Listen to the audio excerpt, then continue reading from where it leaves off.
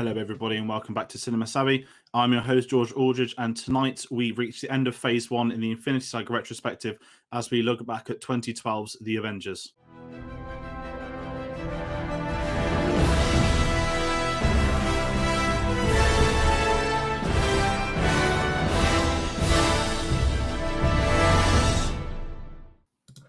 Hello everybody and welcome back. I am George Aldridge, your host, and tonight we have reached the end of Phase 1.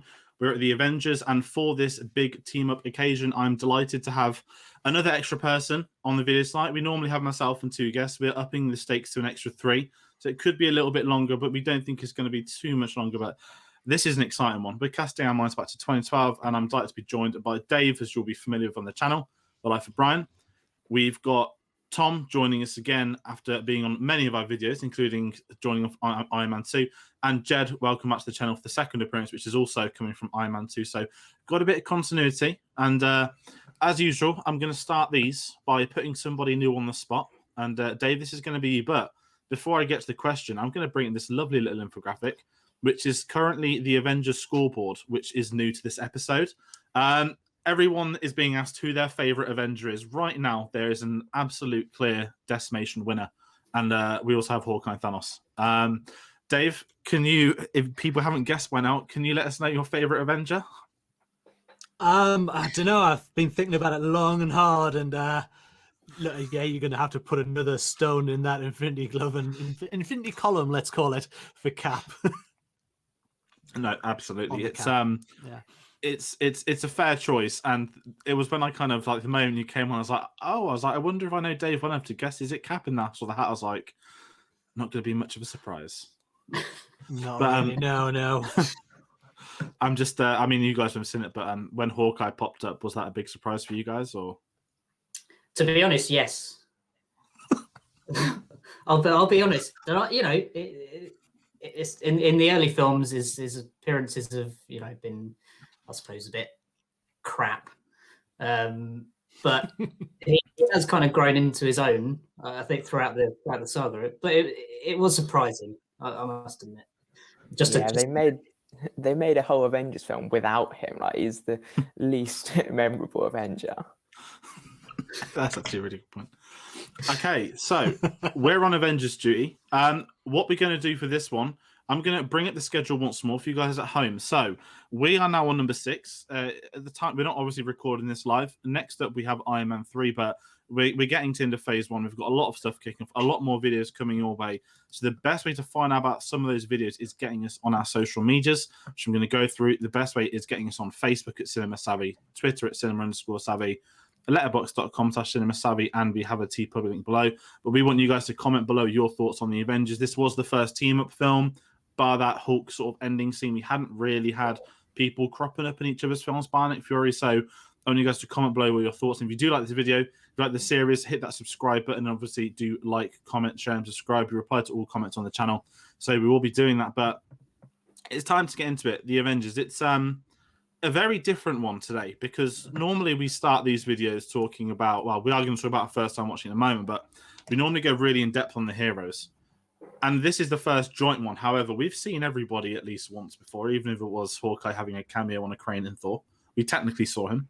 But before we delve into how different any of that stuff's going to be, I want to ask everybody if you can remember the first time you saw this film or the impact that had on you back then, because 2012 feels like yesterday. It was one of my favorite years for film.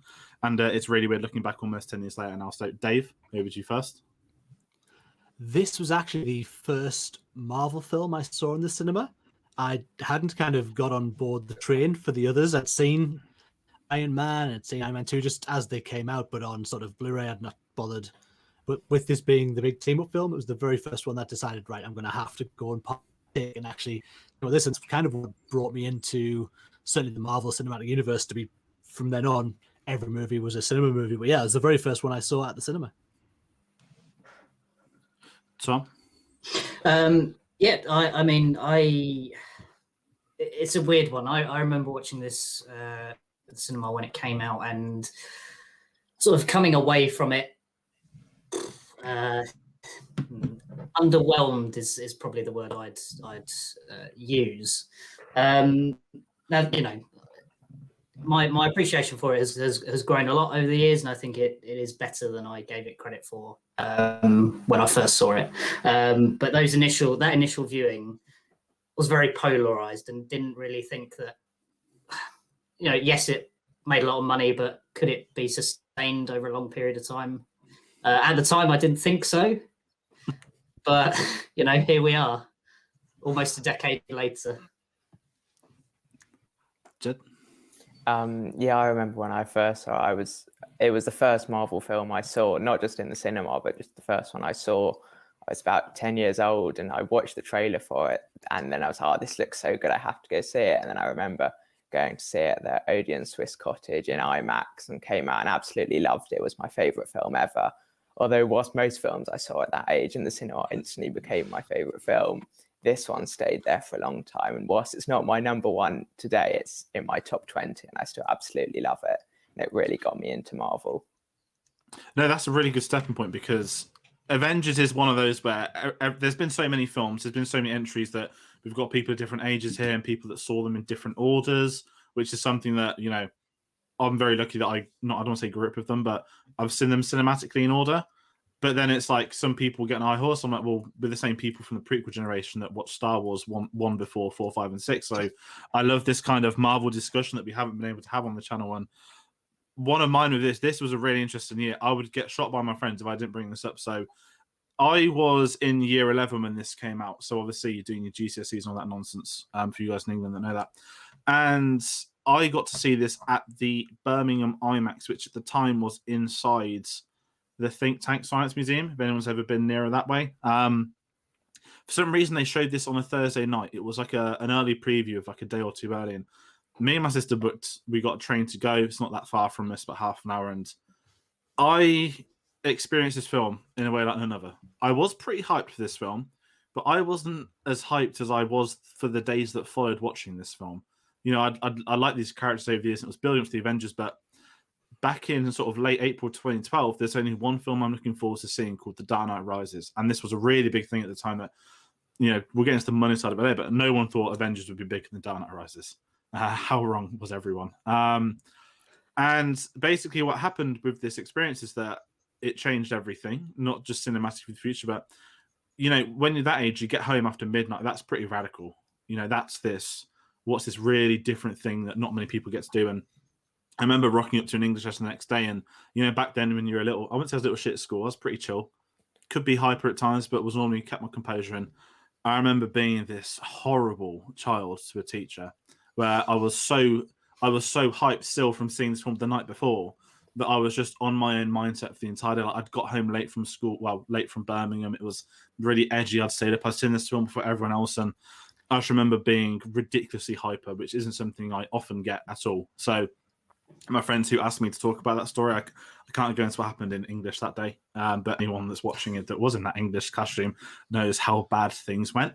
That being said, and I think that's, again, it's a great thing, Marvel, that everyone's got these stories with them. And it doesn't matter which one, whether it's your first Marvel film, your first Avengers film, everyone's situation is different with it. But obviously the big thing with this is sort of talking about seeing it for the first time, that we always talk about, what this introduced to the MCU. Let's not just unstate the obvious here. This was the team-up film. This is what everything built towards. This was, I don't even want to say the end game plan, because through this film, we discover what their long-term plan really was, which is an Infinity Saga, which we're talking about right now. And, back in 2012, we say it every couple of films now, this was Marvel's biggest risk to date. How do you balance 6 sort of heroes together on screen? How can you compensate for the fans of all 6 of them? And all this stuff. And I think there's a sort of really good entry point. We have to talk about the director, Joss Whedon. Now, this is pre-recorded, so we are aware of stuff in the news. We're not going to delve into him too hard, but there has to be a lot of credit for how he was able to juggle this team, this cast, the fact he wrote the screenplay, he got them equal balance, the fact that Kevin Feige had the faith in him to do it. And I think a lot of the success of this film and what went down later in the MCU is down to Joss Whedon. I will give him credit for that, absolutely, that this isn't the easiest film for anyone to direct, and he absolutely nailed that. I think it's when you come across that and you've seen the other movies that have come to pass before it, and for you to then lead up, this could have been Marvel's last film. If this hadn't worked, you can't see how they would have then gone, well, actually, we've got this whole universe thing, and there's another 20 movies coming. You just couldn't have seen it if this hadn't worked. So you're right, Joss Whedon has to get some of that sort of tap on the back. Apparently there's too much of that going on. But tapping and saying, just look, well done. You had to get those characters, you had to give each one enough screen time to build the story around. Yes, you've got your main ones, you've got sort of Cap and you've got Iron Man. And I mean, really, even to a point, Coulson is still a massive part of this movie for being someone who just cropped up in little bits and pieces throughout the rest.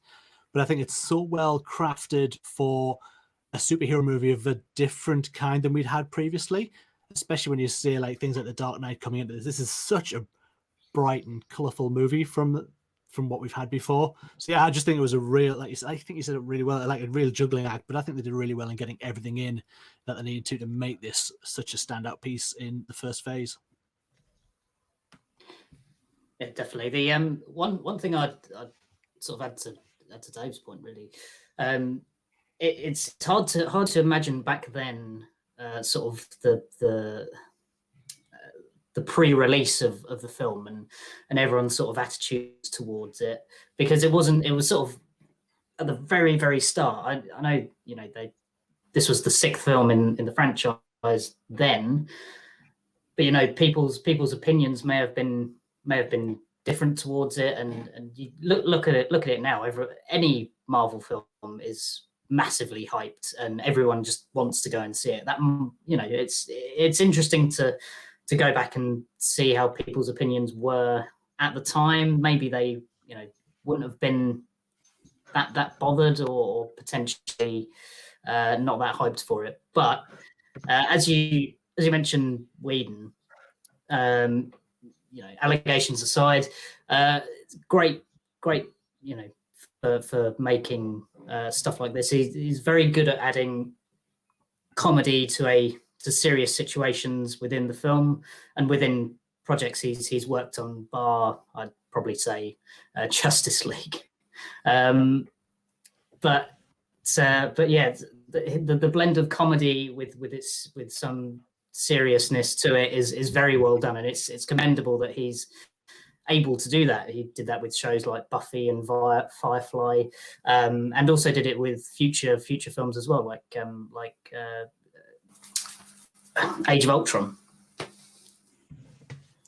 Yeah, it's just interesting just to think, like, at this point in the MCU, sort of 6 heroes was the big point. Like, it was so huge. There were just 6 of them all together. And then when you look at the films that have come since then, like Infinity War and Endgame, where you've got however many there are, and it's just so many more, the way that the MCU has progressed, and that it was so crucial that the Avengers managed to get all of these heroes right and sort of balance it so well. And it did that, and it enabled the MCU to go all the way and have as many heroes as they do have appear in the next few films.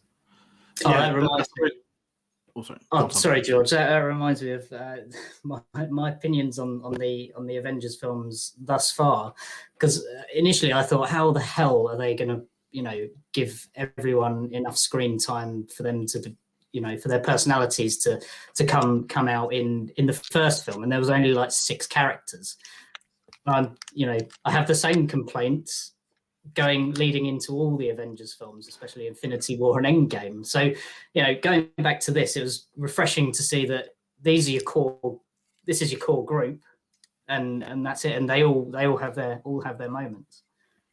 And 6 felt massive at the time as well. That's a really big thing. The 6 as well, you know, you get that shot, which is maybe one of the most iconic shots of all of it. But even when you get down to Endgame, and I mean, the Infinity War video is going to come a couple of weeks from now, but I remember when the click happened and everyone was getting, you know, blipped, I guess is the term now. I had a very different reaction to that, to a lot of people. I didn't like that scene as much as the others, and it's because it was that whole horrible, we know they're contractually obligated for the next X, Y, and Z films. It really took me out of that. But when you look at Endgame, what's come after, the fact they kept that original 6 together, which was a criticism, was actually one of the, by far, the best ideas they had.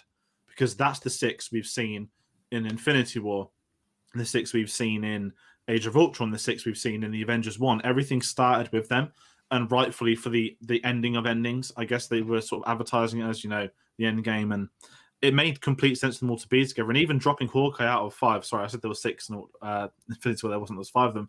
Hawkeye was completely made up for that opening scene, and you lose a character like that, and he gets one of his best scenes that he has in the following film's opening moment. And I don't think any of that stuff can work without this first film.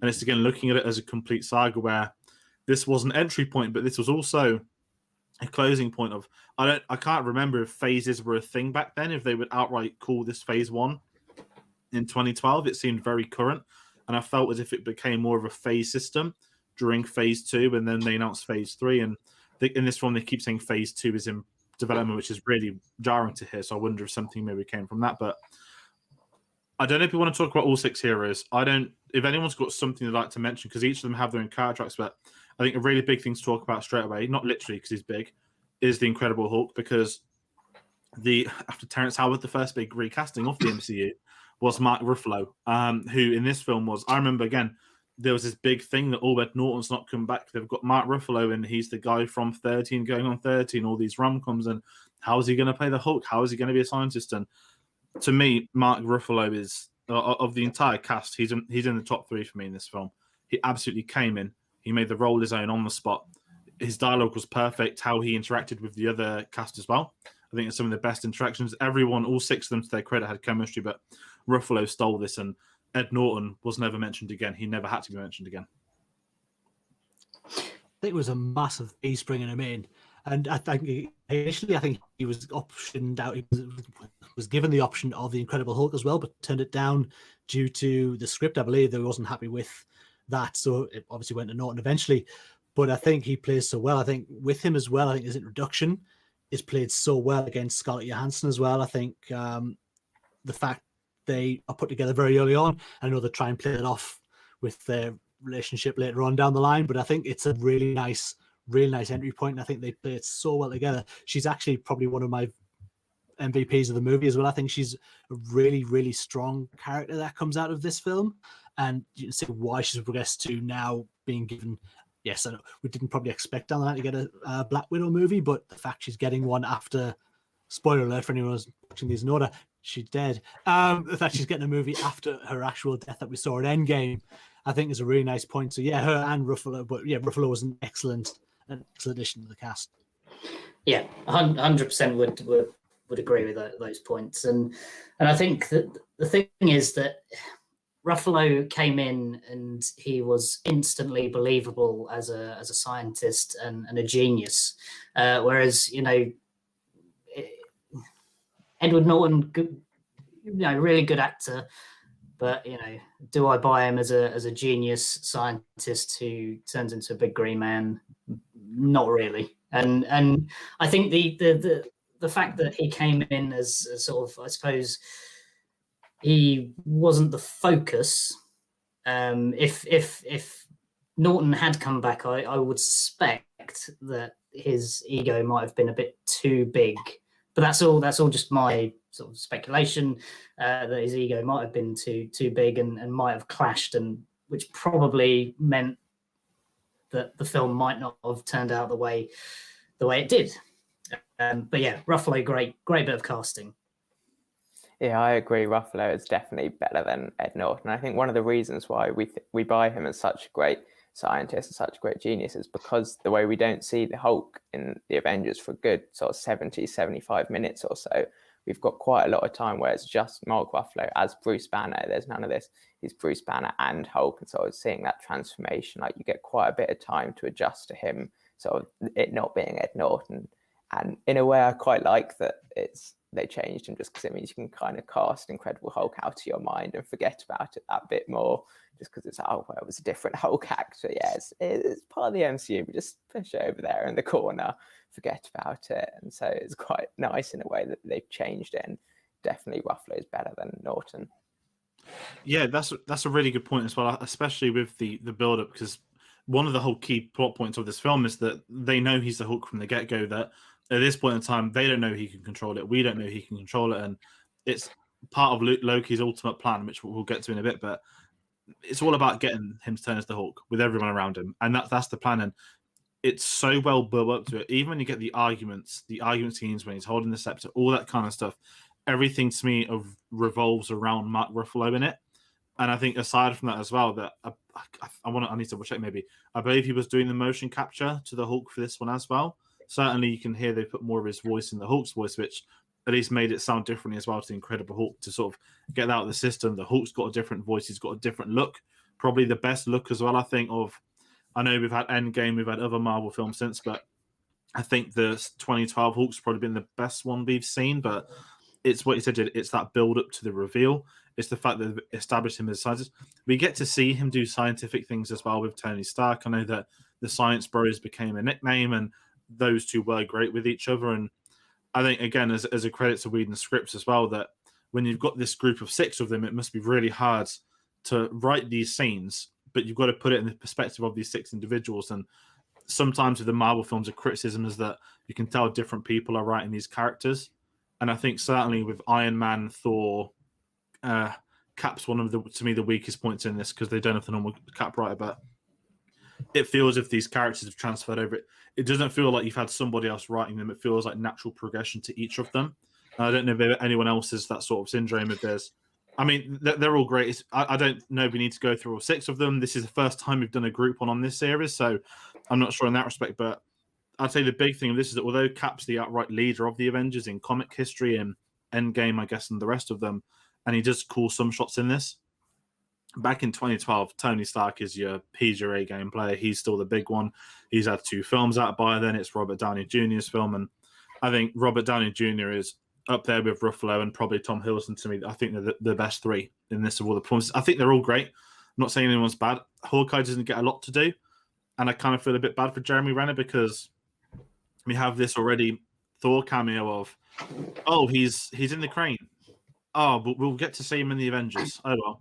And then in the Avengers, like, nope, he's been mind controlled, and we'll zap him, and we'll see him more so in the second half of the film. And I think, again, looking back, Age of Ultron made up for that really well. I think he got a proper character arc there. We're getting a Hawkeye series, but he's one of the most disappointing things of the 6, and it's only when they're in that little circle you can even think of them as a 6 because he doesn't really have much Avengery things to do. I don't know if anyone else is the sort of same mindset with that.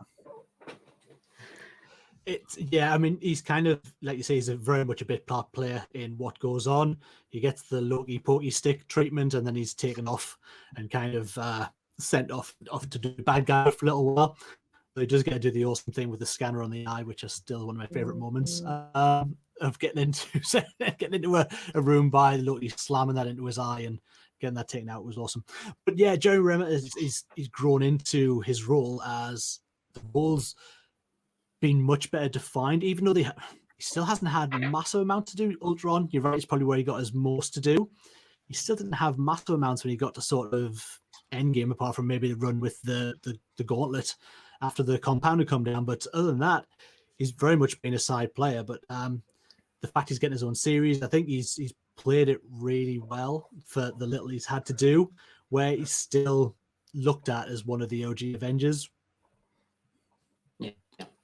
The one thing I'd actually like to come back to is one of your points, George, about the sort of writing and how, you know, sometimes the characters don't feel like themselves with the previous versions that we've seen.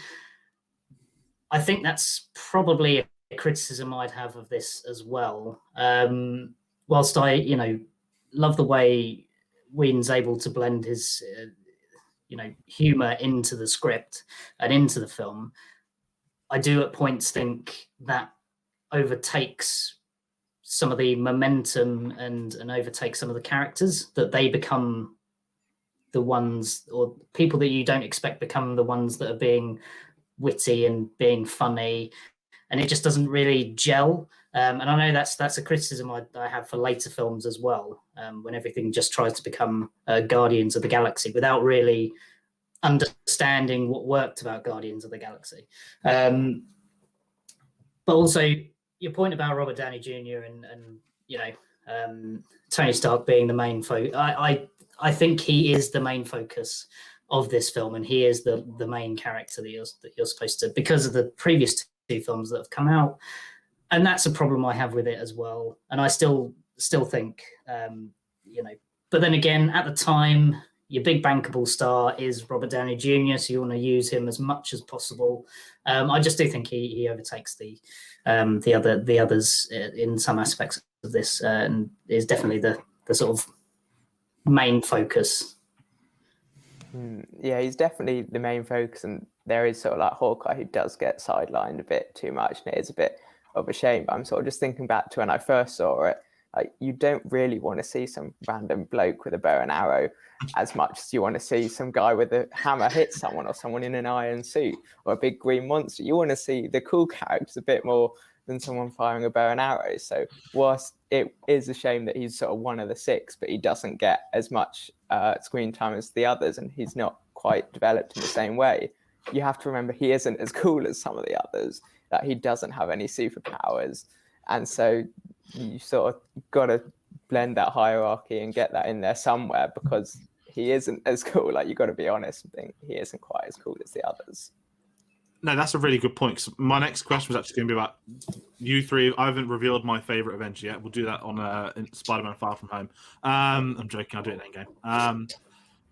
Captain America is your three's pick, right? And this was my thing. Going back to this, I'm really curious, and I wouldn't say I'm torn, but I love First Avenger. I think that's the best origin of the previous films. I think Iron Man's the best film before this, and he's Captain America. The character is there. It's just that he then gets the body for his character to live in. Essentially, go check out our video. It's an hour and a half. It was great. And my issue with this film is, you mentioned you want to see the cool characters. To me, Cap's not cool in this film, and this is where I'm torn. Is it bad writing? Or is it that he has woken up 70 years later and he's still adjusting? Because the costume outright is by far his worst costume in. Not to delve into like costumes too much, but you look at, I was watching last, I was there like, oh man, like imagine they had that Winter Soldier costume on him or something like that, and every time he comes in, he is that like that sort of high school prefect, or like someone that's trying to sell cookies at the front door that you see in like American TV and stuff, and I'm really actually glad you brought the cool subject, because to me he wasn't cool back then. And I don't know if this is a really, when everyone's saying something so obvious it stands out, but how great he is in Cap 1, I just think he's lost in this. I don't know if that's me, but when I watch this, I'm like, yeah, Iron Man, and even when they're sort of the backhand of one of that, I like some of the stuff of Cap, but I don't know if this is again him adjusting to the modern setting, if I'm going in too harsh. But I'm curious on your thoughts on Cap in this, because I don't think Whedon was able to write also for Age of Ultron. I don't think Whedon wrote that character particularly well, and I think making the Russos the sort of to carry the flag for Civil War, Infinity War, and Endgame after, and clearly that's a character that they've been involved in, directed the best. Obviously, different writers for that too, but I don't know if I'm the only one that's got this different Cap opinion where he wasn't that cool Cap yet. And I don't know if that's a horrible trend thing, or I'm being harsh. Oh, Dave, I think you're on mute. I was totally on mute. Sorry, that's professional. So yeah, that's just saying that's America's ass you're talking about there, sir. Take it back. So look, it's I think you're right. I think he's underwritten as the character in this film, because you're right. I think, as we've said, Tony is the focus of the Avengers.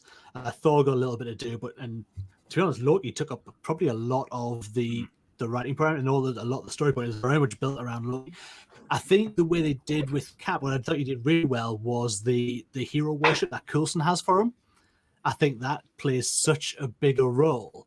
And Cap is great in the end battle. He starts taking leads, and you start seeing him like telling the cops what to do. And I obviously had the scene inside the cafe with the waitress who's What Women Want. I think that's what she's from. I don't remember the girl's name, but so he did have a role. But I think the hero worship of Coulson played a much bigger part in him not needing to do as much. Because he squares up with Tony a lot, so it's kind of this back and forth with them more than a development of his character. But I still love Captain America in this movie. Yeah, I will actually have to say I think you're a bit wrong there, George, in the fact that he seems underwritten, because I think in this there is the argument for that, but we'll come to it, but in Age of Ultron, he's in fact brilliantly written, and his character arc in that is fantastic. And okay, first things first, the costume is shit. It is probably, it's like he bought his costume at like Toys R Us, and like they're like pajamas that he's running around in. They don't look cool. Let's just get that out of the way first. But something I think that's kind of lost in terms of his character is the sort of deleted scenes with him, which is a big part. If you watch this on Blu-ray, DVD, whatever, the deleted scenes where he's going around and trying to make sense of the modern world essentially is great. And the first instance with the waitress in one of those deleted scenes is really good, where he's looking up at I think it's the Stark Tower, and drawing a picture of it, and wondering how any of this has changed. I think you could look at the first lot of movies up to Age of Ultron as the arc of that he's going on in these films up until that point is one of acceptance of the modern world, and one of putting his past essentially behind him, and being the sort of leader that people sort of want him to be, and the sort of hero that people see him as. And I think that's greatly reflected in Coulson as well. That's just a small part of the hero worship that Dave was going on about. But I think you could look at it that way, and I think it adds more to the film with that point of view.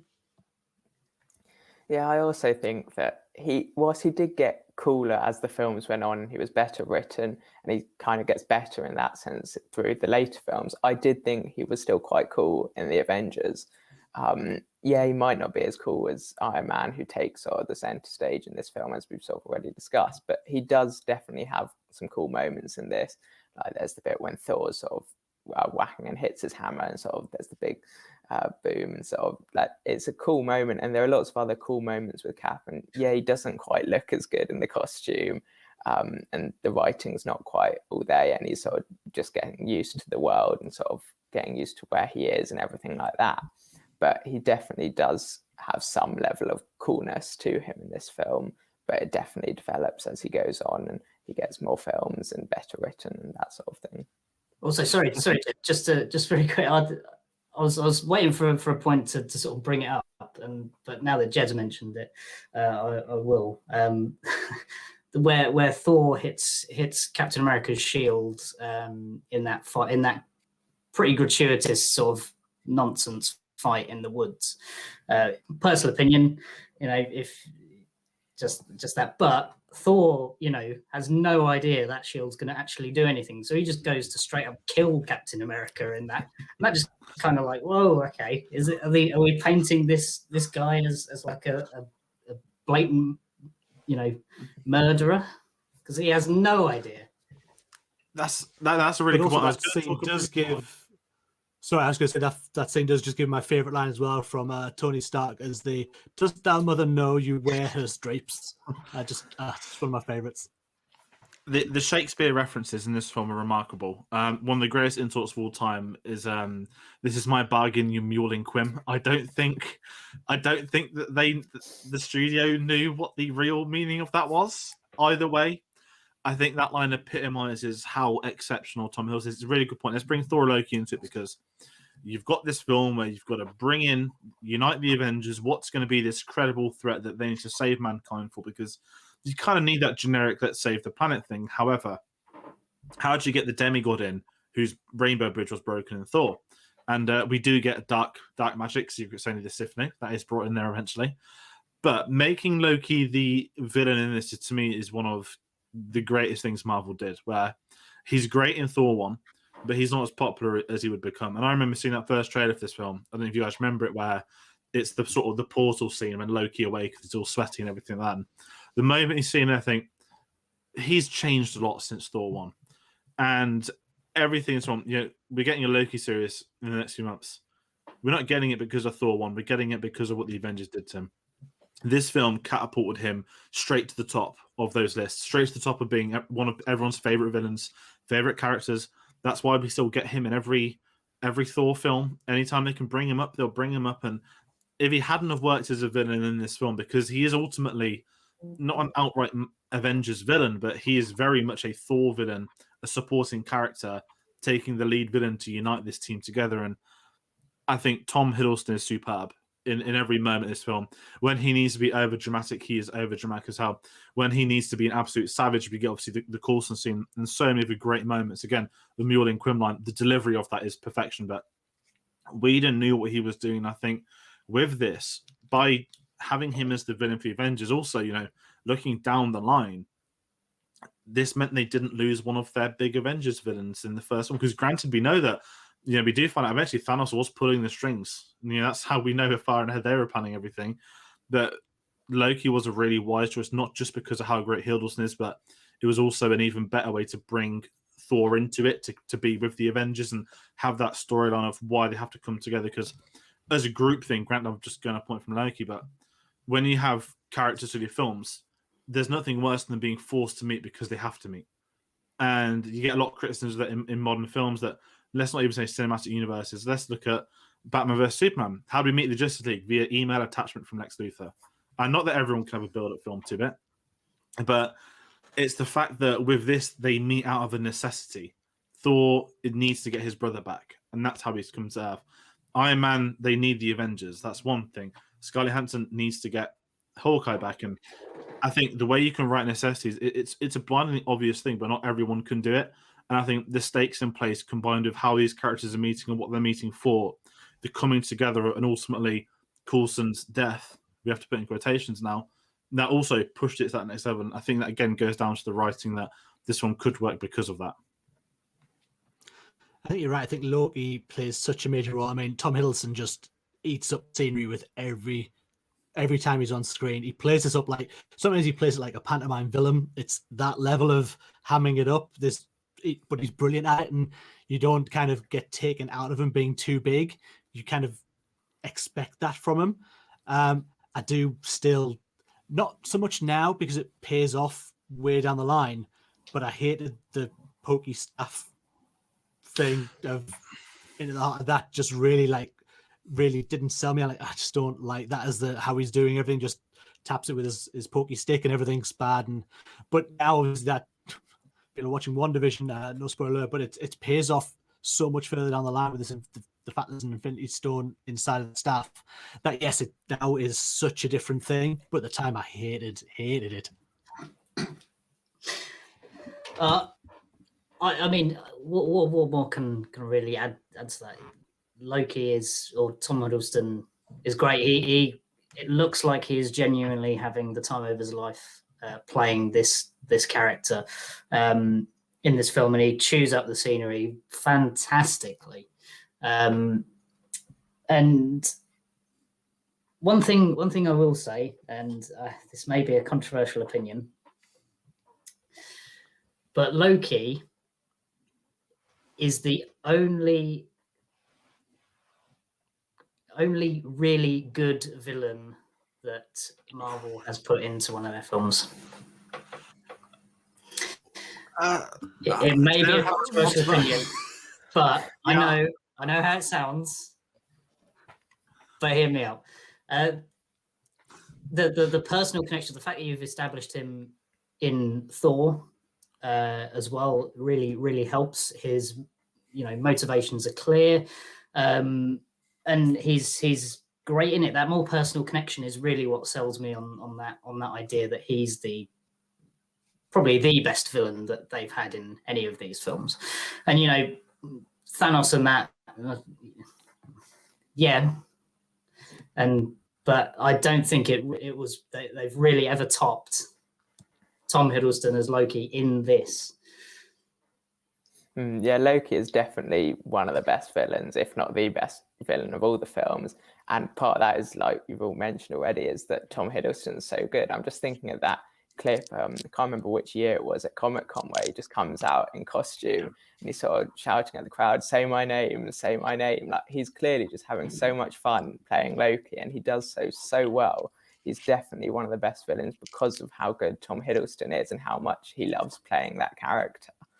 And also just the way that he gets so much screen time in this film. He gets sort of just as much as the other Avengers, which is why he sort of fully developed. You know, all his motivations, it all makes sense, as opposed to some of the other Marvel villains that aren't as good. They sort of don't have as much screen time and they're just sort of much more forgettable. But Loki in Avengers really is just great. Yeah, he sets a standard that I'm going to say, oh God, I'd probably have to put Thanos up there, and I don't know about Killmonger, but Loki set such a high standard that I wouldn't even say it was just Marvel that had to follow that. That was a outright threat villain, and in the fact he wasn't even the comics big bad, I think makes that even better. That somebody else was able to fill that void that so many films would fail with. I'm trying to think where to go next with it. I had something to say about Loki, but I've kind of forgotten. Let's talk about Endgame for a really brief moment, because, you know, looking back at these films, obviously something might happen in a future film which reflects or changes something in this one. When in this film you get the shot of the group of them standing over Loki at the end when they've got their weapons, is this the first time any of you guys have seen this since Endgame? And if it is, did you think of those Endgame's time travel scenes? Because I did, and it was really strange going back to like a whole thing happened with Ant-Man and everything, like literally now. Granted, it's not really important to this, but it was amazing seeing this for the first time since then, and being like, again, that you had Tom Hiddleston back and everything felt perfect, thinking of Endgame in the future again. I don't know if I'm the only one that has that kind of mindset or maybe even thought of that. No, I definitely think it was nice to revisit the scenes after seeing Endgame. It has been a while since I'd watched Avengers. So to go back, and obviously you're right, that scene where they're all crowding around him at the end, big group shot, and you see the big. We've now seen what happens just after that happened. I think it's a really nice play on that now. Obviously, that totally changed because Loki's no longer there after Endgame to get arrested and taken back to Asgard. So very much changes the end of the film after that sort of hero lineup shot. You kind of get a new ending given. So yeah, I think it was a really interesting revisit. To be honest, I didn't think about it as I watched it, and you know, it didn't even cross my mind. Maybe that's a bad thing, or maybe it's just me looking at it as the film I saw it as in 2012, or but yeah, it didn't even cross my mind, to be honest. Yeah, it's the same for me as well. Sort of going back and watching Avengers, so don't really think about Endgame, although it was great in Endgame. So go back to this moment and see it from different perspectives and see what happens afterwards. But then watching Avengers again, so didn't even think about it at all, really. No, that's good, because I wanted to bring that because I don't know. Again, it's interesting seeing them in different light as the years have gone by, but I think this one, even as an Avengers film, stands alone, maybe better than some of the other ones that come down the line and whatnot. What I wanted to also speak about this one, a big thing, which I guess Avengers onwards is a kind of thing, Alan Silvestri's score. We get Danny Elfman rock up for Age of Ultron, who I think did an abysmal job in absolute politeness with that. And they made the fantastic choice to bring Silvestri back for the last two. What are your thoughts? Because, I mean, I wouldn't say the soundtrack's like phenomenal. I'm not going to delve into that kind of thing, but if you've got one of the most iconic films of all time, I guess we can probably say now, franchise, whatnot, Alan Silvestri creates the theme to match that. The Avengers has its own theme. It has the build-up. It's perfect. I don't know if you guys have any thoughts on the soundtrack with that. Some really good stuff, but that theme itself now has become so synonymous, especially with the A logo more than anything, especially, the whole Stark Tower stuff at the end. Then if anyone wants to speak about the soundtrack quickly, or... To be honest, you look at the soundtrack and I would not be able to tell you one other piece of music from that movie other than the Avengers theme, and I think that is brilliant in some cases and maybe terrible in others, that the soundtrack is kind of forgettable throughout the rest, but you get this massive moment that then carries you through all the rest of the movies. And I really, really love that score. I love that piece of music. It works so well for the feeling that you want to get of this heroism and this group together and the power of that. And I think it's that piece of music is great for that. But the rest of the soundtrack for me is not something I would remember. Oh yeah, 100%. I suppose that's systemic of a problem that's been prevalent throughout these films, is that the music has kind of been an afterthought, really. It seems. Yes, you get great pieces, and the theme especially really good. But everything else on top of that is really, like Hawkeye, you could probably just forget about it. but yeah, it's a tough one because it sort of blends into the background, and while that's nice, at some moments you really want that soundtrack to just pop and give you a lift, and I don't think it's really all that special. It's definitely not memorable. Besides that, I think the Avengers theme is great. Like, if you just think about some of the biggest moments throughout all the films, like you've got the portals scene in Endgame, you've got Thor arriving in Wakanda in Infinity War, you've got the big shot of the six of them and the Avengers in the circle. Like, all of these moments there, they've got the Avengers theme in them, and they work so well because the theme is so good. It is really just, I think, one of the best sort of movie themes of any film, definitely, and it's definitely the best piece of music within the MCU. No, absolutely, and that's a good point with that, because it is a very interesting. So I think they do get better. I think, Tom, as you mentioned, the Marvel films, there's a serious soundtrack issue, and I want to say until Giacchino comes into it down the line of Doctor Strange onwards, I think we get good themes around that point. But after then, I think they started making the consistent soundtracks to match what we get to see on screen, and I think certainly, obviously, Black Panther's the standout for me. Phenomenal. I could go on day, but not just about that soundtrack, but of course about Ludwig Göransson. That's maybe a video for another time to talk Tenet, Star Wars, and many other things. What we always talk about, we're always going to criticism. We'll get to everyone's favorite moments and big thing. Actually, before we get to criticism, I want to talk about a moment that was one of the biggest shocks of the time, one of the biggest reactions, the scene that causes everything to sort of click. The death of Coulson. I have to do quotations. Marvel have a serious problem with death, and that everyone gets brought back to life. And now, as many other people did, I did go and watch Agents of S.H.I.E.L.D. to find out how did Coulson survive, the big question. And I got 4 or 5 episodes in and stopped watching. And I know from a lot of people it got better. It's got a lot of fans. It closed out well. It's meant to be great. It's not something I've tried to get into again and I struggled. And I'm just going to leave it to, it's got its fans and it just didn't work for me. So I'm more than happy to move on. I wanted to speak about Coulson's death because that moment, it's a character that you like, but you're not quite... I don't want to say how much you like him, but watching it for the first time, I didn't realize how much I liked him until he was about to die. And that's a really horrible statement to make, but when you get the gun, we've got to talk about Disney's cut as well. When you see the scepter go through him, which has now been digitally removed, which is something that still really annoys me because that was a shocking image. It was dark. It was pretty depressing, but he had a fulfilled character arc there, and it really added a stake to the story. And also Loki's credibility to the villain that he killed this guy that was secretly putting his team together, who's cropped up not just in Iron Man, but he crops up in Thor. And Tom, what you were saying earlier, he was the Captain America fanboy. He is why the Avengers became the Avengers. It doesn't work without his death. So I certainly want to talk about that scene. I don't know if anyone's got any thoughts on it, or if they also... Do you prefer it without the stabbing? Is that me being a bit of a psychopath? I'm actually not too sure. But it's really jarring watching it now. I think it's a big moment. Sorry, Tom. Just no.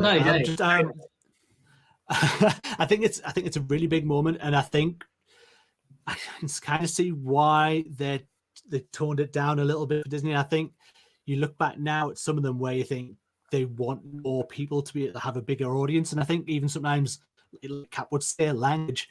I think they want a more broad appeal. They want to be able to show these to kids. I mean, I've got a 5-year-old son who I want to watch these movies, but then I have to kind of go through and think, hang on, which one's got like language issues in it? Which ones are a bit too violent for them? While I want them to watch them and enjoy them, there are some that I just think I'm going to have to hold back for you to see that.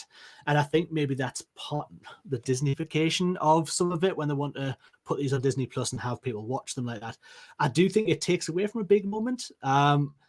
I was not an Agents of S.H.I.E.L.D. person. I know they've kind of went off on their own adventures through space and time, things like that. So I think if you just watch the movies, you can accept Coulson as being dead, because he's never mentioned again throughout the whole of the Infinity Saga. He's never brought back. He's never cameo. You would have thought he might have popped up at some point as just a little cameo to show he's there. The fact he didn't, I think it still plays quite well that that character dies. And I think it is an essential moment in storytelling of the Avengers. I think also if you're removing stuff like that, I hadn't even noticed that the last time I watched it. So I'll go back and I'll purposely wait for that moment and see if I notice it this time. But removing stuff like that from, I mean, just in general as well, it kind of, I suppose, devalues the brutality of the main villain, especially Loki. For in that instance, you see that this guy is brutal, or can be brutal, and at a snap of a fingers. It's the same thing with George Lucas's decision to give Han Solo a little head tilt for when Greedo, shot first. So that's not the case. Han's a smuggler and kills when necessary, and you lose an essence of the character, I think, doing stuff like that. I understand it. You want to appeal to, you don't want it to be too graphic for kids watching it, but then is that really a big issue? For me personally, not. I just think you devalue some of the brutality of the villain by doing stuff like that.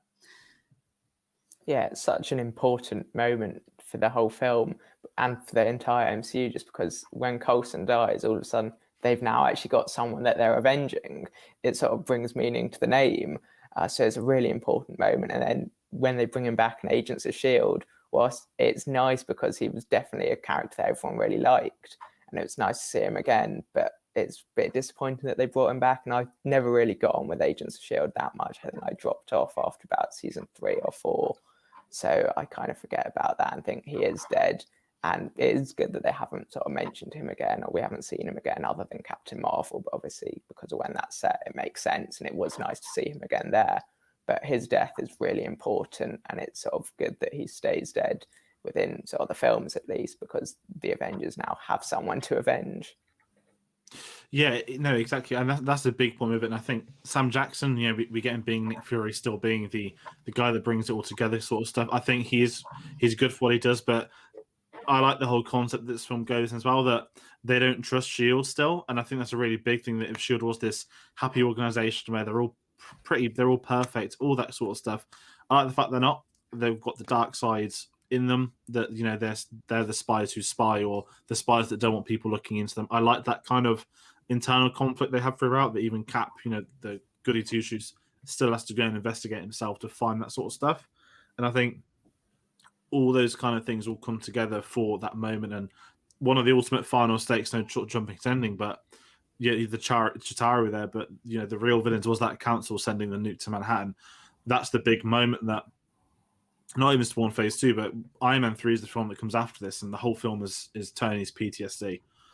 And that's just from not just New York, but it's sending that nuke into space, being in the wormhole, all those kind of things. And I don't mind having S.H.I.E.L.D. as that villain, because again, as the years went by, as we get to Winter Soldier, everything changes, and there's always been a sinister side to them. So I think that was something which I enjoyed. But another random side, we always talk about the Stanley cameos in this. We've got another film where it's 5 seconds here and gone. I don't really want to talk about it, not to sound horrible, we love Stanley. Does anyone want to talk about his scene? It's in the news montage at the end. Nothing to add at all. It's funny. No. It's so brief and just kind of like, he should be here in New York. That's my New York accent, if you didn't know. Perfect, like you were there. But yeah, so it's it is so, it's just so brief. It's nice that he got in there, and it's nice to kind of, there's the Stanley cameo, but other than that, it did really nothing. I mean, the cameo we didn't get was Stanley going toe to toe with Chitauri and killing loads of them. That's the cameo I want. Maybe we'll get the Marvel What If. Yeah. Maybe in What If we'll get the series and we'll get an insane Stan Lee role. Let's talk about a very small role, which would go on to be one of the biggest roles in the entire MCU. Let's talk the credit scene. I'm gonna forget about the Shrama. I know it was the first Marvel film with 2 credit scenes, and that it became the norm. I don't know if you guys remember at the cinema that the Shrama scene wasn't in the UK cinema cut. That this only became in the American version, which was stupid, and they stopped doing straight after the Avengers film. But we get the intro of Thanos. And I'm going to be honest here. You know, I preach the comics. I used to read them a lot. Not so much in 2012. It was more the year I started reading them, and I did not have a clue who this Power Rangers man wannabe looked like at the end. It's like, who is this guy smiling off camera? Like, do I need to know who this guy is? And you know, this is the Infinity Saga retrospective, so let's talk Thanos as brief as we can. The fact they were prepping the Infinity Saga pre-2012, the fact that we've all said that this film was them all coming together for this big moment, that the Avengers were coming together, but even back then, Kevin Feige is looking ahead. He's already thinking of the Infinity Gauntlet. Now, I always thought that meant Thanos would be the villain in Phase 2. I didn't think, when they announced the Age of Ultron, I was like, wait, what about this Thanos man? Why aren't we doing that? I was wrong once again. Kevin Feige is always right. That's something we must know by now. I actually just want to know, did anyone know who he was? Only in a term that I'd heard he was in a cameo at the end, so I'd had a look at who he was. But had he turned up and I'd just been there without looking it up, no, I wouldn't have had a single clue. And then obviously, because he looks so, it's obviously the Phase 1 version of Thanos that they put up, still really dark, really purple. It looks very much more like the comic book version that you would probably see on the pages. And it was very brief, and it kind of builds that. And again, it's a cameo that could have thrown away if things hadn't worked out. They could have explained that away very easily if things had stopped or things had stalled with the films not working at some point down the line. But no, I wouldn't have had a clue who he was had I not read up beforehand. No idea. At the time, I was like, just, you know, whatever. I'd be honest, my comic knowledge is very, very, very, very, very, very limited. And even now, the movies are fine for me. Anything else is, you know, I'll go to when I feel I, you know, need to. But yeah, it was. I don't know. I didn't think much of it personally. It was just like, oh, okay, is he going to be? Because we have no idea who he is, and that he hasn't been set up in any of the previous 6. So it was like, okay, is he going to come into it later on? But yeah, it was fine. Yeah, not only did I not know who he was, I don't think I even sat through the credits when I first saw it. So I sort of left and didn't even see him until later on the DVD.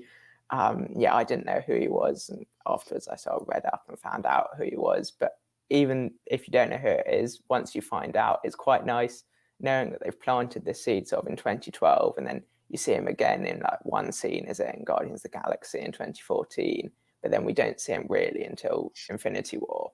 So it's quite nice that even though he changes a bit and different actor, different skin color slightly, but it's nice to know that he was right there from 2012 and they've been planning him. So by the time it gets around to Infinity War and Endgame, you know, like they've really thought about this and they're ready for him to be the big bad now. Yeah, that's a really good point. I want to raise a question as well. Actually, this is something where, and I spoke with Chris about Lord of the Rings for different reasons, but we all go guns blazing at George Lucas for making the special editions, for making changes to Star Wars. And, you know, he's always said, these are my films, I do what I please with them. And he was changing things to appease his storylines or things he wants to do down the line. I'm not going to sit here and say, let's get a George Lucas cut of the entire MCU. But I'm curious now your guys' thoughts. Would you, if they ever felt like it, would anyone oppose, let's not just say this film, let's say Guardians 1. Would you have took a remastered Josh Brolin scene to make that continuity neater? Or is it something where you guys would, looking at it as a saga, I guess, would you want to brush up on those sort of inconsistencies? I don't know if that leads down a tricky path, if it's a bit OCD-ish, or I'm just curious to know your thoughts on that, because the Star Wars conversation is fascinating with how Lucasfilm have done that over the sort of 40 years now.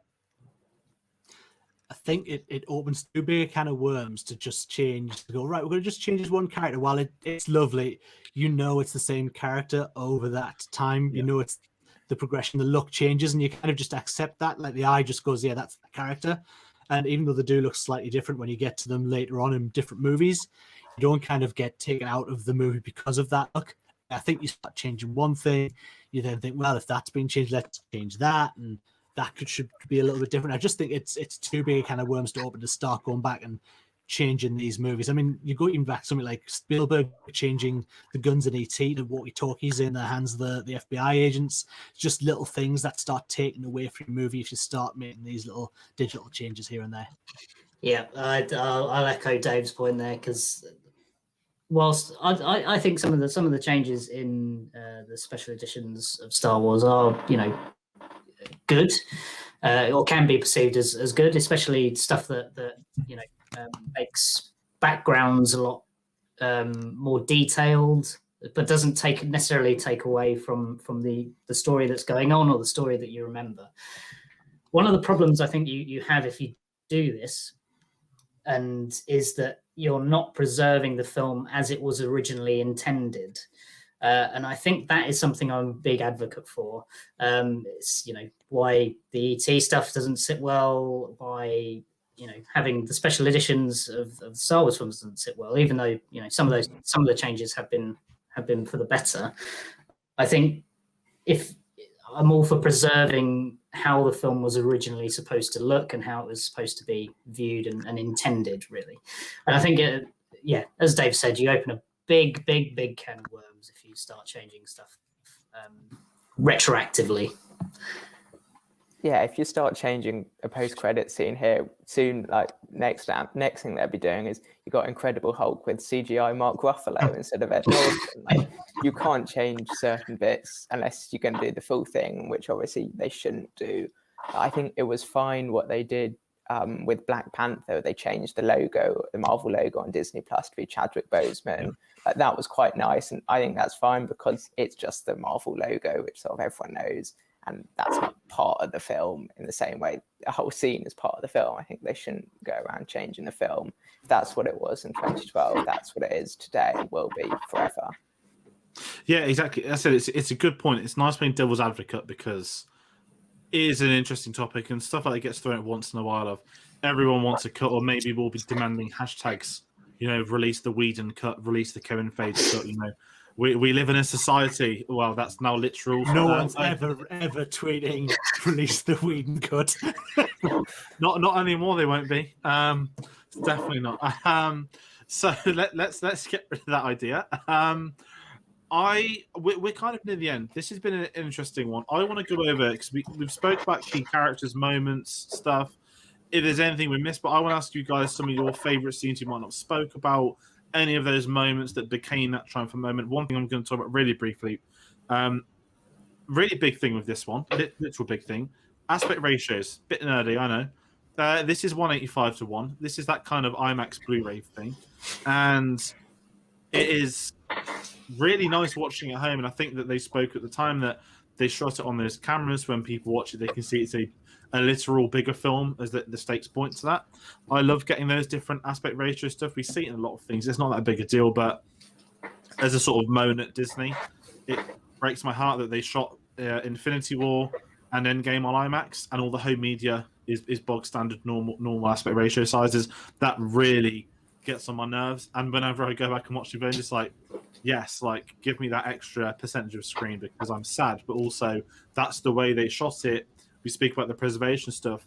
To me, I believe the films they shoot, they should be shown as they were meant to be. Now, I'm not saying the Snyder cut, I want a 4:3 Avengers film. No, thank you very much. Make it so it's accessible for the people to watch on their TVs at home. That's something I wanted to bring that really gets on my gears. However, aside from that, I don't know if anyone else wants to talk about any of their favourite scenes. Yeah. Oh, sorry. I just want to pose a question as well.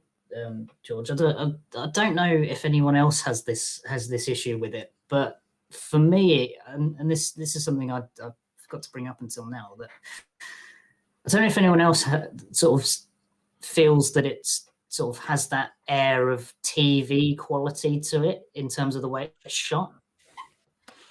Yeah. So the aspect ratio, this is really sad because I remember seeing this at uni. It's the exact same ratio that Netflix filmed all their original content with. So back in 2012, it was the IMAX format, I guess we could say politely, what Nolan does in his Blu-rays, but there was a TV quality to it. And I also don't know, there's subconsciously something in there that Joss Whedon had done Buffy, Joss Whedon had done Firefly, and I don't have any of that played into my mind, but as the years have gone by, I was watching I was like, aha, they call it the Netflix aspect ratio. And I wonder if down the years that's also been a thing, because I do think of TV shows that do that. And it's even more jarring to talk as a TV show that WandaVision, they do the aspect ratio drops as well. They do it cinematically on with the bars. So it makes it even weirder when this one does have that. But I don't know, that's just me being like an OCD control freak. I know what Tom's talking about with in terms of the looking like it was a TV thing. I think again it comes down to being it's so bright, the costumes and where they shoot. And there's a lot of daytimes. I mean, there's a few scenes at night, but a lot of it is in full daylight, and it does feel very much like this is what we were doing at the time. And I think Whedon probably did play a big role in that. I don't think he hadn't even done. Had he done a big movie before, Mission Impossible? Was it Mission Impossible? Did we do? No, we didn't. I don't know that Joss Whedon has. It was Serenity in 2005, I think. Serenity, sorry, yeah. But other than that, so he's come from that big TV background. So I think a lot of that will come with your director. That's how they know to shoot. So you will get that coming across a lot in what they do especially their early work. For movies, they're going to take their knowledge from what they've already done and bring that and blacklist who they want. Controversial? Yeah, I sort of don't really agree that it has that TV look. It sort of does feel very cinematic, even though the aspect ratio. But the one thing with that annoys me is sort of when you watch Endgame and it's got the bits when they go back to this film, that's in sort of widescreen with the black bars, unless you're seeing it in IMAX, obviously. But when you're watching that at home, sort of you're not used to seeing that shot being cropped in the way that it is in Endgame, and that's the only bit that bothers me with the aspect ratio. Yeah, and going back to that, the color grading as well on it is very bright, and then you go and rewatch the scene in Endgame. It's like, oh, it's a bit too dark. Not sure if I like this. No, exactly. I want to pose you guys. So we spoke a lot about the core stuff. Favorite scenes. I'm going to say the tracking shot. I don't know if anyone else has got that, but seeing that for the first time, that blew my mind. At that age, I love cinematography stuff. And I was not very much getting to films like, oh my God, a long tracking shot that features all of the Marvel characters. That was like groundbreaking for me at the time. So that's one of my favorite moments, aside from stuff we might have already spoke about. I don't know if any of you guys have any others. One of my absolute favorite scenes is Loki outside of the museum where they're having the auction, whatever they're having, and the old guy who stands up to him in the crowd, I think is, yes, it was scenes of, yes, this guy in Germany who's starting to try and dictate over people, and yes, you get exactly what the symbol is. I just love that moment and the way the guy stands up. I think it's just a really nicely played moment, even alluding to what it's alluding to, but yeah, I really like that scene. There's one thing about that scene, though, that annoys me so much. Where does Captain America come from? He just drops out of the sky, and I just have no idea where he comes from. And it's cool that he turns up, but where does he come from? We've seen him jump out of things before. It's fine. I'm just gonna say that's one of my favourites, where the little fight they have, Loki and Cap. I think it's great. Any time that Captain America has a little fight with somebody is really good. But also something you have all the epic moments, which I'm sure people will pick. One of my personal favourites, besides the little fight he has with Loki, is where you see him, where Captain America and Thor are fighting together, and he gets knocked down and shot and like battered and bruised.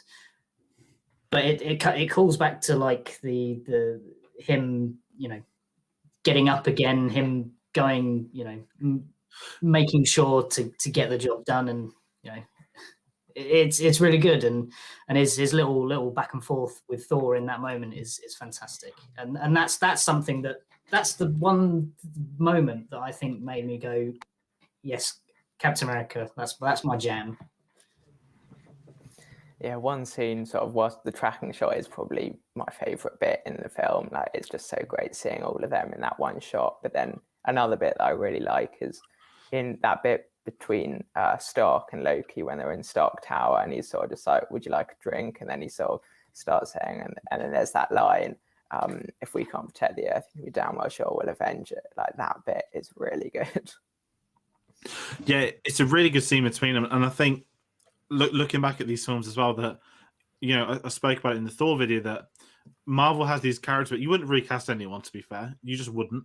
But let's say like you had to recast any of them, the bottom of the line is always going to be Robert Downey Jr. He is the one person that is the literal carnation of that character. I think Tom Hiddleston's there with him.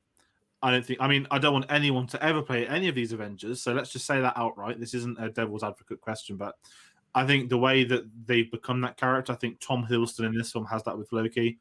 That he is great in Thor, and you can tell in Thor that he's still a younger actor. That he is great. There's the odd bit of dialogue, but in this film, going back to how great Hiddleston was, this to me is where he became Loki. That he is simultaneously him.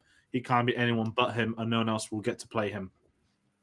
But I know we're all like that have a lot of Avengers for the right reasons. That A, we don't want them to be recast. B, let's not reboot it yet. And obviously, there's many other things in play, but I think Avengers cemented that for me. I don't want to do a rebooting, recasting discussion because the gods somewhere are watching. But they've got another couple of hundred comic characters they can turn into films and TV at this point in time, which I'm sure they're at least 30 years in the future in developing already, and we just don't have the faintest idea about it. I'm just trying to think, looking back. I'm trying to think some other. The whole film to me is great. I don't think there's necessarily bad things. I think this is by a country mile the best film of Phase 1. I think everything came down to this, and they nailed it to perfection. The box office at the time, making $1.5 billion, it sat as the third highest grossing film for many years. There's a reason why it did, and I don't think anyone expected it. And it's this sort of looking back at this film. Actually, it's worth mentioning other failed franchises that. It take your mind back to 2012, and again, everyone was hyping up Dark Knight Rises. It was the end of the Dark Knight trilogy, and then Avengers came out in April. And for a couple of years, you had everyone sort of intimidating uniforms. We want dark palettes, we want dark, brooding characters. And then what we've spoken about earlier, the color grading. This one's so bright, it's happy. There's action, there's comedy. It's got the perfect blend, and everyone's always playing catch up to whoever's popular at the time. This dawned the cinematic universe attempt. There are so many. There is Ghostbusters Cinematic Universe that failed. DCEU, I'm sorry, guys, it failed. If you guys are really excited at home. One of the biggest butchers in history. They copied The Dark Knight. It was literally The Dark Knight but Superman. And then as the years went by, it had to become The Avengers, to the point where they brought in Joss Whedon, stuck a red color over the top, and with one of the worst experiences in history. It's amazing that back then, this is a film I think sort of worth ending sort of maybe the end of the discussion on. The fact that it worked, that they had patience, they started writing stuff in 2008, and they thought, maybe there's a chance we'll get a team film. And then things started to develop. And even in 2010 of Iron Man 2, it's okay, this is happening, we're going to bring in some more characters. And then everything had to work on this film. I couldn't, it didn't look like pressure from the outside from us because we're just people that wanted to watch it. But can you imagine internally in that system what Kevin Feige was having to put up with, what Joss Whedon was, that you're balancing these beloved characters who were about to ascend to the top of the blockbuster chain, and they've never come down from that, because pre-Avengers, they were still big films, but none of them were ever the highest grossing film of the year. You wouldn't put any of them pre-Avengers past, let's say, Harry Potter, Star Wars in popularity at the time. Let's even say Transformers at the time was probably bigger financially, maybe not in terms of quality, but after the Avengers, everything changed. It was suddenly Marvel is here. And, as a diehard Star Wars fan, Dave, I was only the same opinion as me for those that Camp Tower looking behind you as well. I've been very acceptance of this new and upping generation that, the Star Wars I grew up with, that many of us grew up with, Dave, you as well, that generation that dominated cinema for so many decades. Today's generation isn't Star Wars, and there will be kids that grow up with the new sequel trilogy in the Disney era, but that generation is growing up with Marvel. And it's safe to say that in terms of pop culture, I think Avengers took this to the level, and it's never come down from. Tom, you said right at the beginning that we thought this could be the peak, and here we are with their they've not got the highest grossing film in history, but any and every record has been blazed by them in some sense or another, even including not winning best film, but the first superhero film nominated for best film at the Oscars. All that kind of stuff where critically it's been acclaimed, financially it's been acclaimed, fans it's been acclaimed. I think none of that works about the Avengers being as good as it was. Absolutely right. Yeah, we've kind of covered when we said this didn't work. It would probably be in the end of. We might have gone back to individual hero movies where they might have gone, well, we'll scrap the idea like DC should have done. Like, oh, we've got a great Wonder Woman film, but they had nothing behind it, but they still carried on. Had this worked, yes, we might have got some other superhero movies, but we would certainly not have got to the point of Endgame. We would never have got there had this not been as well accepted as it was. And it's a movie I hadn't revisited in a while, but it's certainly one I'll go back to more often now I've watched it again. Not to sort of make this, I suppose, a bit nihilistic or a bit dour, but I think the success of this has paved the way for, well, the Disney domination, but also how everything is now being made, and there's now too much to catch up on and too much to watch from this. Says this you. Yes. I'll hold my hands. I haven't watched an episode of WandaVision at all, and it's it kind of paved the way for, I guess, for everything, because now it's happening with Star Wars as well, with loads of different things now getting made, and it's like, okay, can you I don't want to get burned out by this stuff. Can you just calm it down a little bit, and then we'll be fine.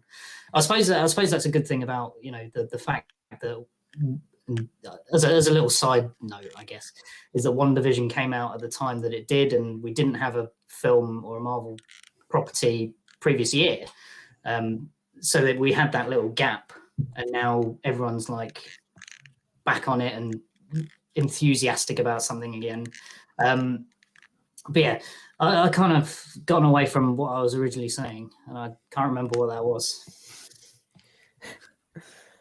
Yeah, it's just this film sort of was so popular, and it made the MCU that bit more popular. But it's the fact that Marvel have been able to sustain this throughout. Like, every single film since the Avengers has been a big hit, and it's been so successful. And even if there have been a couple of misses along the way, like Thor 2, that weren't quite as critically acclaimed as the others, but they've managed to sustain this. And if you think of any other movie franchise or cinematic universe, none of them have been able to get anywhere near that. Like, even Star Wars, between The Last Jedi and Rise of Skywalker, there's definitely been something there that didn't quite hit with everyone. Whereas with Marvel, it seems everything they've done since this has been a big hit and has worked. And there have been so many other universes and franchises that just didn't work. So Marvel did so well to get this spot on. No, exactly. I think that wraps it up for today. I don't know if anyone's got anything else they want to add on that, because that's a really good point with Jed as well, especially Star Wars comparison is fascinating. It's been certainly the delve into TV is going to be, at the time of airing, WandaVision has finished. We haven't seen the finale yet, guys. Tom's not seen any of them, so don't comment spoilers. But also, Tom, you must watch it. I think you would actually like it, though. Sort of genuinely, I think you would enjoy it. It's a fascinating discussion, seeing that back then again, these 5 films, one team of film, and here we are. 17 films after this, X amount of TV shows, official TV shows, and there's the ABCs, there's your Agent Carter's, and so many more things. It has become its own. Well, just it's domination. It's the Disney domination, as you said. This spawned everything, and the fact this film came out the year they bought Star Wars probably sums that up quite nicely. But I think this has been everything on the Avengers. This has been a really good video. It's the first time we've done a team up one. So far, we've had all these individual stories, but I think we've juggled it pretty well. We've not been too long, but we want you guys at home to comment below your thoughts on the Avengers. As I said, this was many films ago now. I want to know your thoughts on it. Was it the first Avengers film you saw? Were you there at the beginning, or did you have to come back to after later viewings? Because there's a discussion to be had down the line about starting points and how people can join in these films, because anytime someone tells me they watch WandaVision, it's like, well, which films have you seen first? Because I can tell you yes or no from the get-go if you're allowed to watch that or not. And that's a great video for another time. But do comment below if you've enjoyed this video, hit that like button and do subscribe. We've got loads more Marvel videos coming on the way, bringing that horrible schedule once more. Next up is, of course, going to be the beginning of Phase 2. We've got the one and only Iron Man 3, which I'm really looking forwards to be watching. Joining us on that one is going to be two people that you can actually already see on today's one. We've got Dave and Tom joining me on that one. It's going to be good fun, I think, revisiting that. Again, it's been a while, and it's a film that down the line some people like to target due to an incredible Ben Kingsley performance, but I'm not going to give that away right now. We'll save that for another day. So join us on Monday the 15th of March for that one.